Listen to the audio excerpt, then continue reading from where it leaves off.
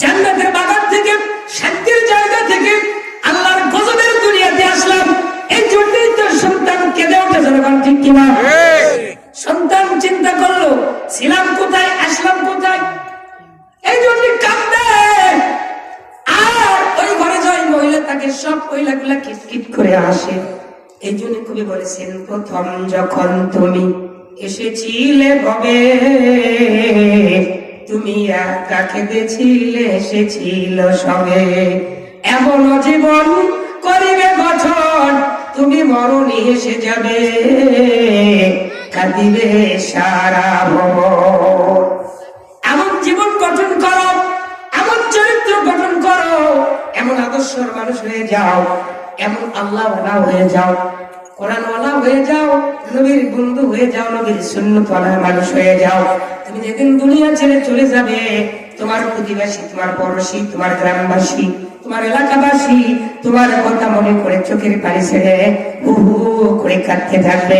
শুধু মানুষ নয়, আল্লাহর কোরআন বলে, আল্লাযীনা ইয়াহমিলুনাল আরশা ওয়া মান হাওলাহু ইউসাব্বিহুনা বিহামদি রাব্বিহিম ওয়া ইউমিনুনা বিহি ওয়া ইস্তাগফিরুনা লিল্লাযীনা আমানু রাব্বানা ওয়াসি'তা কুল্লা শাইইন রাহমাতাও ওয়া ইলমান ফাগফির লিল্লাযীনা তাবু ওয়াত্তাবাউ সাবিলাকা।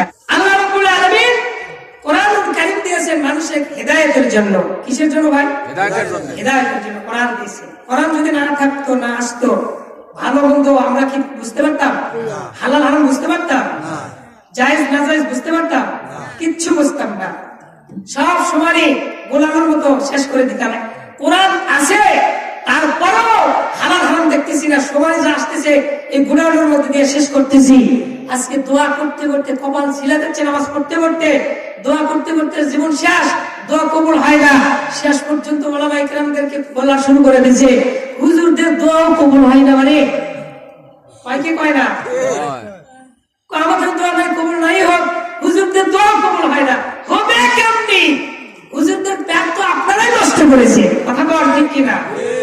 দাওয়াত দিয়েছেন, হালাল হারাম বাসেননি, সমানে হুজুরকে খাওয়াইছেন। হুজুর কি দেখবার গেছিল? আপনি হালাল খাওয়াচ্ছেন, হারাম খাওয়াচ্ছেন, এজন্য দায়ী কে? আপনি নষ্ট করেছেন। হুজুর তো কবুল হবেই না। কথা বলেন ঠিক? আল্লাহ পাক সবাইকে সৎ পথে, হক পথে, কোরআনের পথে, কোরআনের দিক নির্দেশনা মেনে আল্লাহ পাক জীবন যাপন করার তৌফিক দান করুন। সকল বলি আল্লাহুম্মা আমিন। আরো বলুন আল্লাহুম্মা আমিন। তাকবীর দিয়ে শয়তানকে তাড়ায় আলোচনা দিকে চলে আসবো। নেতা নয়, নীতি চাই। নেতা দিয়ে কাম হচ্ছে না, হচ্ছে নীতি যেদিন আসবে কোরআনে, সেদিন বুঝবেন কাম হবে ইনশাআল্লাহ। নেতা দিয়ে কাজ হবে যদি নীতি না থাকে। কার নীতি থাকতে হবে? কোরআনের নীতি থাকতে হবে। নেতার মধ্যে থাকতে হবে কার নীতি? কোরআনের নীতি। তবে যা হবে শান্তি। কথা বলুন ঠিক না ঠিক? আমার বন্ধুগণ, একজন হিন্দু কবি সুন্দর করে একটা কবিতা রচনা করেছেন, মৃত্যুর উপর গবেষণা করেছেন। প্রথম যখন তুমি এসেছিলে ভবে, তুমি একা কেঁদেছিলে, এসেছিল সবে। কত সুন্দর কথা। হিন্দু কবি এই কবিতাটা রচনা করেছেন। প্রথম যখন তুমি এসেছিলে ভবে, তুমি একা এসেছিলে, এসেছি, তুমি একা কেঁদেছিলে, এসেছিল সবে। এমন জীবন করিও গঠন, তুমি মরণে এসে যাবে, কাঁদিবে সারা ভ্রব। তার মানে কি? মানুষ যখন প্রসব হয়, পৃথিবীর জমিনে আসে, মায়ের পেট থেকে যখন আল্লাহর জমিনে এই পৃথিবীতে যখন চলে আসে, সন্তান প্রসব হওয়ার জন্য যখন আড়ালে যাই, ওই ঘরে কিন্তু আমার অনেক মা বোনেরা থাকে কিনা বলে? সন্তান যখন পৃথিবীর জমিনে চলে আসলো, সন্তান আল্লাহর জমিনে পড়ার সাথে সাথে কান্দে না? কান্দে। যখন সন্তানের মুখে কান্নার আওয়াজ, ওই ঘরে যত মহিলা সবাই সবাই কিটকিট করে হেসে ওঠে। তার মানে হলো সন্তান ভালো আছে, সুস্থ আছে, সুন্দর আছে। এই কারণেই সন্তানের কান্নার আওয়াজ শোনার পর ওই ঘরের সকল মহিলারা খিটখিট করে হাসতে হাসতে ব্যস্ত হয়ে যায় সন্তানের সুস্থতার কারণে। আর সন্তান ওয়াত্তাবাউ সাবিলাক, আল্লাহ তাআলা বলেন যারা আল্লাযীনা ইয়াহমিলুনাল আরশা, যারা আরশ বহন করে আছে, যে সমস্ত ফেরেশতারা আমার আরশ মহল্লায় আছে, আল্লাহ ওনাদের জন্য শুধু মানুষ কান্দে না, গাছপালা কান্দে না, বৃক্ষলতা কান্দে না, নদী নালা কান্দে না, পশু পাখি কান্দে না। আমার আল্লাহ বলে আল্লাযীনা ইয়াহমিলুনাল আরশা, যে সমস্ত ফেরেশতারা আসমানের দরবারে আরশ মহল্লায় বহন করতেছে, অবস্থান করতেছে, ওই ফেরেশতারা পর্যন্ত আল্লাহ ওনাদের জন্য দোয়া করে। জোরে জোরে বল মারহাবা। ওমান হাওলাহু ইউসাব্বিহুনা বিহামদি রাব্বিহিম, তারা তাসবিহ পাঠ করতেছে অনর্গল, সব সময় তারা আল্লাহর তাসবিহ পাঠ করতেছে। ওমান হাওলাহু ইউসাব্বিহুনা বিহামদি রাব্বিহিম ওয়া ইউমিনুনা বিহি ওয়া ইস্তাগফিরুনা লিল্লাযীনা আমানু রাব্বানা ওয়াসি'তা কুল্লা শাইইন রাহমাতাও ওয়া ইলমান ফাগফির লিল্লাযীনা তাবু ওয়াত্তাবাউ সাবিলাক ওয়া কিহিম আযাবাল জাহিম। আল্লাহু আকবার। আল্লাহর কোরআন কত সুন্দর। ও মুসলমান ভাইরা, কোরআনটা যদি একটু দেহের মধ্যে ধারণ করেন, অন্তরে ধারণ করেন, কলেজের মধ্যে জায়গা দেন, আপনার অন্তরটা নূরে নূরানি হয়ে যাবে, দিলটা সুন্দর হয়ে যাবে, আপনার অন্তরটা আল্লাহওয়ালা অন্তর হয়ে যাবে, নবীওয়ালা অন্তর হয়ে যাবে। কোরআন যদি অন্তরের মধ্যে জায়গা দেন, এই কোরআনুল কারীম আপনার জান্নাত পর্যন্ত পৌঁছায়া দিবে। শুধু জায়গা দিতে হবে কোথায়? অন্তরে। কোথায়? অন্তরে। কোরআন শিক্ষা কর রে মুমিন, কোরআন শিক্ষা কর। কোরআন ছাড়া দেহ যে তোর শয়তানের ঘর। যে দেহে কোরআন নাই সে দেহটা শয়তানের ঘর। কথা বলেন ঠিক কিনা? আল্লাহ রাসূল বলেছেন বান্দাল্লাযী লাইসা বিজাওফি শাইউম মিনাল কোরআন তাবাইতুল খায়রাত ইলাল আখির হাদিস। আল্লাহ নবী বলেছেন যার মধ্যে কোরআন নাই, কোরআন শিখলো না, কোরআন শিখার ইচ্ছাও করলো না, ওই দেহটা হচ্ছে উজাড় ঘর, ভাঙা ঘর। নবীজি আমার উদাহরণ দিয়েছেন, একটা ঘর নির্মাণ করেছেন, কামরা নির্মাণ করেছেন, বাসা নির্মাণ করেছেন, উপরে কোনো ছাদ নাই, ছাউনি নাই। বৃষ্টি পড়ার সাথে সাথে ঘরটা কেমন হয়ে যাবে বলুন তো?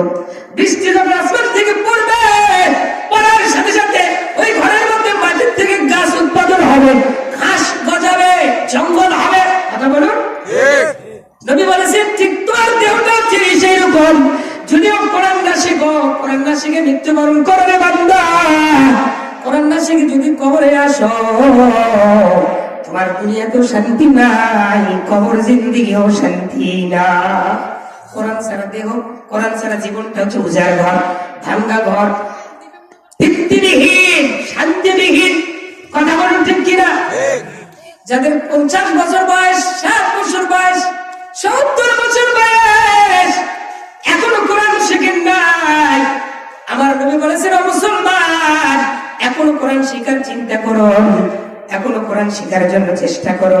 বিশ্বনবী বলেছেন বৃদ্ধ বয়সে যদি কোরআন শেখার ইচ্ছা করো, মৃত্যুর আগেও যদি কোরআন শেখার ইচ্ছা করো, যদি 50-60 বছরে যদি মনে হয় তোমার আমি কোরআন না শিখেই কেন কবরে যাচ্ছি, আমার জীবনটা কেন ধ্বংস করে দিলাম, 50-60-70 বছর, লক্ষ লক্ষ টাকার মালিক, কোটি কোটি টাকার মালিক, 70-80-100 বিঘার জমির মালিক, বাড়ির মালিক, গাড়ির মালিক, পুকুরের মালিক, অনেক কিছুর মালিক হয়েছি বাবা, কিন্তু কোরআনুল কারীম দেহের মধ্যে নেই। বলুন তো, দুনিয়া যদি গোটাই আপনার জন্য হয়, কোরআন যদি আপনার দেহের মধ্যে, সিনার মধ্যে না থাকে, কোরআন বিহীন জিন্দগি জীবন যদি আপনার হয়ে যায়, কোটি কোটি টাকা কেন, গোটা দুনিয়া আপনার হলেও কোনো লাভ হবে না। কোনো লাভ হবে না। নবীর সুন্নতের প্রতি আমল নাই, নবীর প্রতি ভালোবাসা নাই, নবীর প্রতি প্রেম নাই, শুধু মুখে বলি কিন্তু অন্তরে কথা বলে না কেন? শুধু মুখে বলি নবীর প্রেমিক, নবীর আশেক, আমরা নবীর উম্মত, উম্মত বলে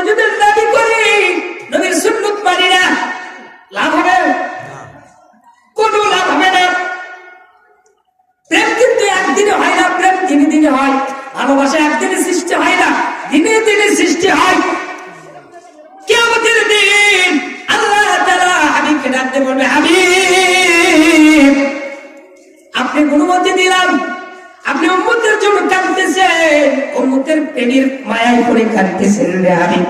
চান কোন উম্মতের আপনার প্রেমের পাগল, কোন উম্মত আপনার আশেক, তাদেরকে নিয়ে নিয়ে আপনি জান্নাতের মধ্যে পৌঁছাইয়া দেন। আল্লাহ নবী তখন জান্নাতি মানুষগুলা বাঁচতে থাকবে। কেমন করে বাঁচবে, কেমন করে বেঁচে নিবে, কেমন করে বাঁচা যাবে? আমার বন্ধুগণ, আম্মা জান আয়েশা সিদ্দিকা রাদিয়াল্লাহু তাআলা আনহা নবীকে জিজ্ঞাসা করলেন, ইয়া রাসূলুল্লাহ, ইয়া হাবিবাল্লাহ, কিয়ামতের দিন কোটি কোটি উম্মত আপনার থাকবে, আপনি নামাজি আর বেনামাজি উম্মতকে কেমনে বাঁচতে পারবেন, কেমনে বেঁচে নেবেন? বিশ্বনবী ডাকতে বলল, আয়েশা রে, কোটি কোটি ঘোড়ার মধ্যে হাজার হাজার লাখ লাখ ঘোড়া যদি থাকে কালো, বুঝতেছেন কথা?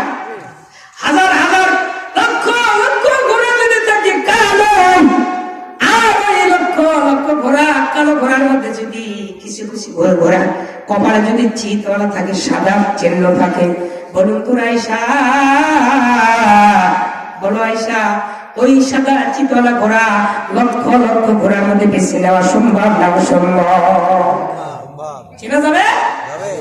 আমার নবী বলেন, আয়েশা রে, কিয়ামতের দিন কোটি কোটি উম্মতেরা থাকবে রে আয়েশা, যারা আমার উম্মত হবে, যারা আমার প্রেমের আশিক হবে, দুনিয়ায় যারা আমাকে ভালোবাসবে, আমার যারা সুন্নতের প্রতি আর সুন্নতের তাবেদারি করবে, সুন্নতের প্রতি যারা আমল করবে, আমার সুন্নত মোতাবেক যাদের জীবন যাপন করবে, সুন্নত মোতাবেক তাদের যাদের জীবন চলবে, আমি নবীর ইত্তেবা অনুসরণ করে চলবে, আমি নবী কিয়ামতের দিন এমন করে বেছে নিব, হাসরের ময়দানে কোটি কোটি উম্মতের মধ্যে আল্লাহ রাব্বুল আলামিন এমন একটা চিহ্ন দিয়ে দিবে রে আয়েশা, আমার নামাজি উম্মতের চেহারার মধ্যে আল্লাহ পাক নূর দান করে দিয়েছে।